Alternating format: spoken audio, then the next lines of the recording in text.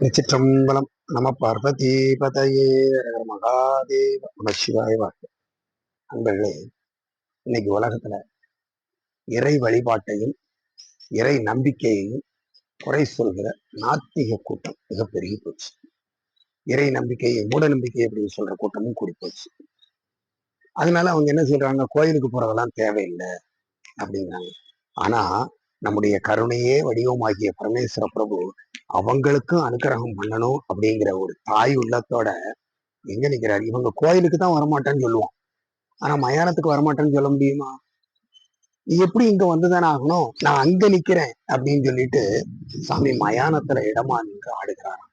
அப்படி ஆடுகிற பெருமான் சரி அங்க போய் ஆடுறாரு, அவர்கிட்ட என்ன இருக்க போகுது அப்படின்னு பார்த்தா எல்லா செல்வமும் அவரிடத்துலதான் இருக்கு.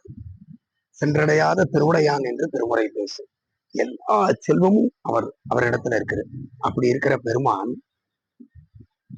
நமக்காக மயானத்தில் நின்று ஆடுகிறார். அந்த பெருமான் என்னெல்லாம் அணிஞ்சிருக்கிறார் தெரியுமா?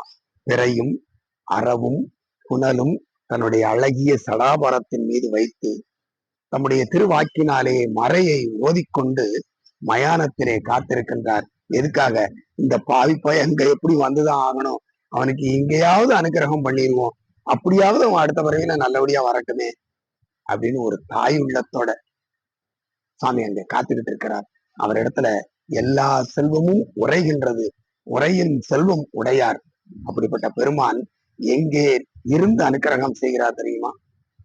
சோற்றுத்துறை என்ற புண்ணிய பதியிலே எழுந்தருளி ஓதனவனேஸ்வரராக சோற்றுத்துறை பெருமானாக வீற்றிருந்து நமக்கெல்லாம் அருள் பாலிக்கின்றார். ஞானசம்பந்த பிரபு அப்பெருமானை பாடி துதிக்கின்ற ஒரு பாசுரத்தை கண்டு நம்முடைய சிந்தனையை நிறைவு செய்வோம். விரையும் அறவும் புனலும் சடை வைத்து மறையும் ஓதி மயானம் இடமாக உறையும் செல்வம் உடையார். மயானம் இடமாக உறையும் செல்வர், உறையும் செல்வம் உடையார். அவரிடத்துல எல்லா செல்வமும் உரைகின்றது. உறையும் செல்வம் உடையார் காவிரி அறையும் சோற்றுத்துறை சென்று அடைவோமே என்று அருமையாக பாடி பரவுகிறார்.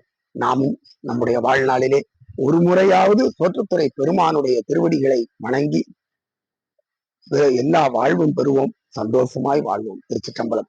நம பார்வதி பதையே ரங்க மகாதேவ நமச்சிவாய வாழ்க.